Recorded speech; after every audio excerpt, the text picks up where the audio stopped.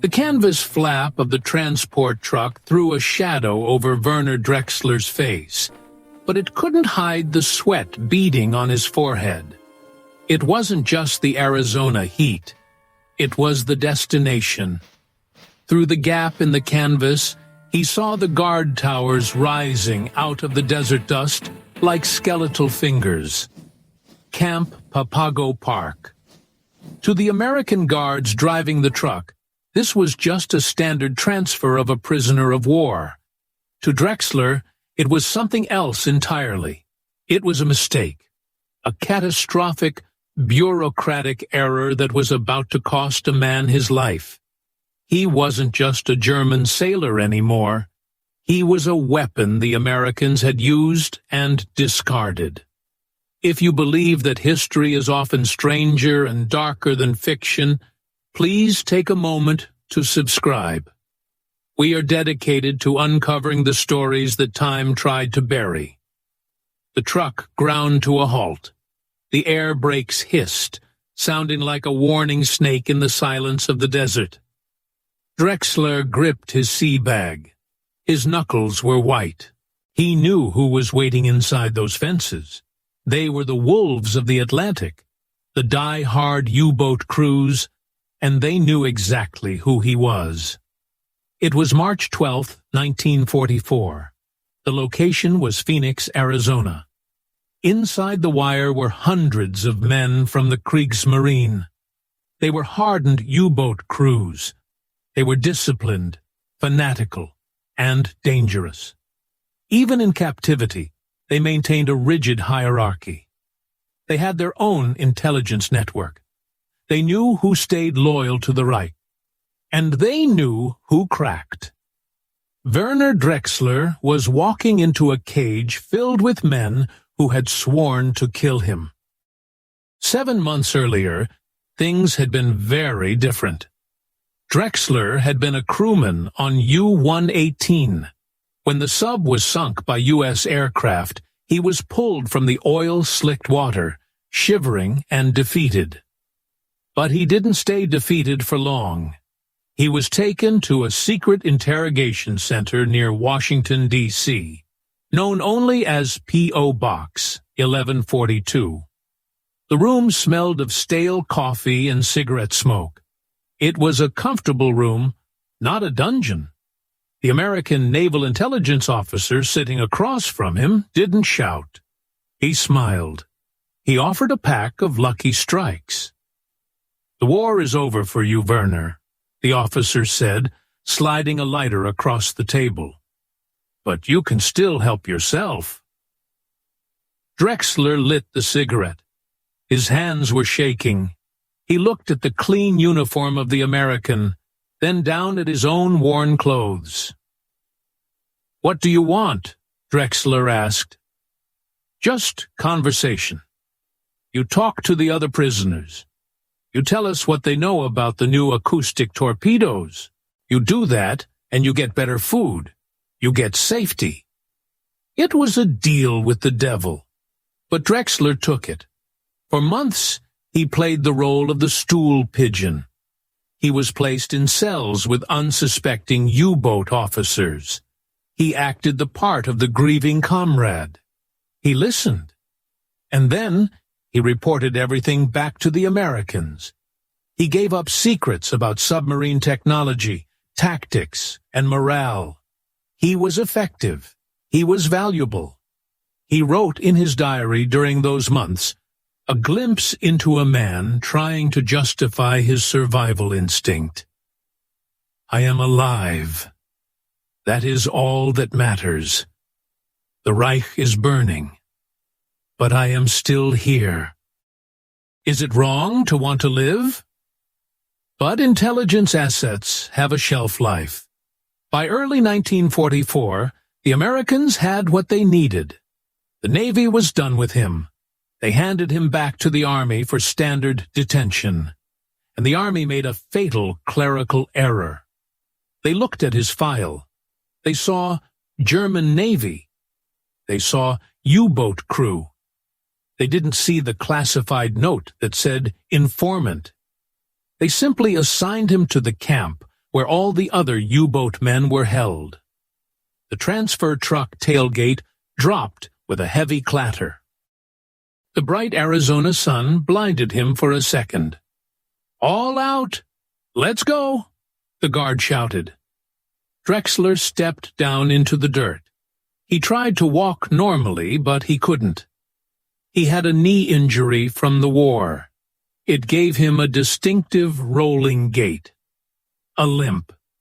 He walked toward the barracks, head down, cap pulled low. But you can't hide in a prison camp. The yard was full of men idling in the heat.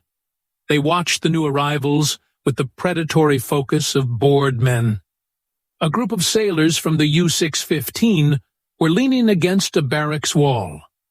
One of them, a petty officer named Otto Stengel, straightened up. He squinted against the glare.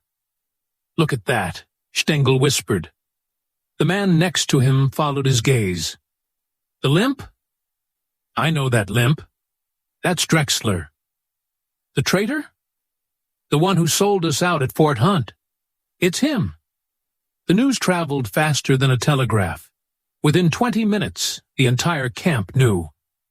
The traitor was here. The Americans had delivered him on a silver platter. Inside the barracks, the air was thick with hostility. Drechsler found his bunk. He unpacked his few belongings slowly, trying to calm his racing heart. He could feel the stares burning into his back. The silence wasn't empty. It was heavy, like the pressure before a depth charge explodes. Night fell over the desert. The searchlights swept the perimeter, but they didn't illuminate the dark corners of the barracks. The camp leadership, the hardcore Nazis who ran the internal affairs, convened a secret meeting. It was a court, a feme gericht, a holy tribunal of the shadowy order.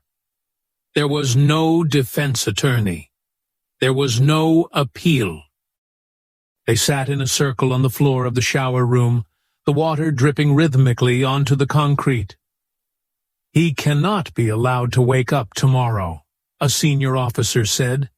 His voice was low, devoid of emotion. "He is a disease." "The guards patrol every hour," a young sailor noted. "Then we do it between the patrols, quietly." They selected the men who would carry out the sentence. 7 men, volunteers who wanted to prove their loyalty. They weren't thugs. They were soldiers carrying out what they believed was a lawful order. Drechsler lay on his bunk, eyes wide open. He heard the breathing of the men around him. He clutched a small picture of his family in his hand. He wrote a final, terrified entry on a scrap of paper found later in his pocket. "They are watching. I can feel their hate. There is no escape from this cage." It was shortly after midnight. The barracks were dark. Then the shadows moved. Soft footsteps on the wooden floor, not the heavy boots of guards, but stockinged feet. Drechsler sat up, gasping. "Who is it?" he whispered. "Justice," a voice hissed.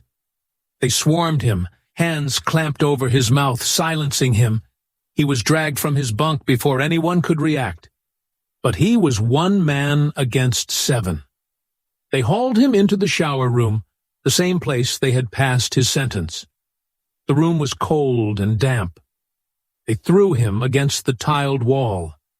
His cap fell off. He looked at the faces of his killers. He knew them. He had served in the same Navy, fought the same war. "Please," Drechsler choked out. "I had no choice." "You chose to talk," one of the men said, looping a cord around his hands. "Now you listen." The violence that followed was swift and absolute. It wasn't a chaotic fight. It was a disciplined erasure of a problem. In the dark, wet room, the 7 men carried out their orders with terrifying efficiency. They didn't leave until the sentence was complete, standing watch in silence to make sure it was final. By morning, the camp was awake as usual. The killers washed their hands, combed their hair, and went to roll call. When the guards found the body, the camp erupted into chaos. The American commandant was furious. It was a humiliation. They had let a source be murdered under their noses. The investigation was massive. The code of silence among the prisoners was strong, but the pressure of the investigation was stronger. The investigators squeezed the weak links. Slowly, the names came out. 7 men were charged with murder. Rolf Wiesui, Heinrich Ludwig, Bernhard Ryak, Hans Demme, Otto Stengel, Helmut Fischer, and Peter Simon. They were court-martialed. The trial was swift. The defense argued that they were soldiers following orders, executing a spy. The American court argued that they were prisoners committing murder on U.S. soil. The verdict was guilty. The sentence was death. On August 25, 1945, the war in Europe had been over for months. The Third Reich was ash. Hitler was dead. But the war had one last act for these men. At Fort Leavenworth, Kansas, inside a brick warehouse, the 7 sailors were led to the gallows. It became one of the largest military executions of Axis prisoners on U.S. soil. They walked to the ropes with their heads high. They didn't see themselves as criminals. They saw themselves as patriots who had cleaned their own house. The chaplain stood by the trap door. "Do you have any final words?" The first man looked at the rope, then at the chaplain. "I did my duty." The trap door fell with a loud crack. Werner Drechsler's story is a tragedy of errors. He was a man who tried to play both sides and ended up crushed in the middle. He thought the barbed wire of an American camp meant safety. He didn't realize that for a spy, there is no safety. The Americans recruited him, used him, and then accidentally mailed him to his executioners. War creates heroes, but it also creates shadows. Dark corners where the lines between justice and murder blur until they disappear completely. Werner Drechsler died in one of those shadows, thousands of miles from the ocean he once sailed.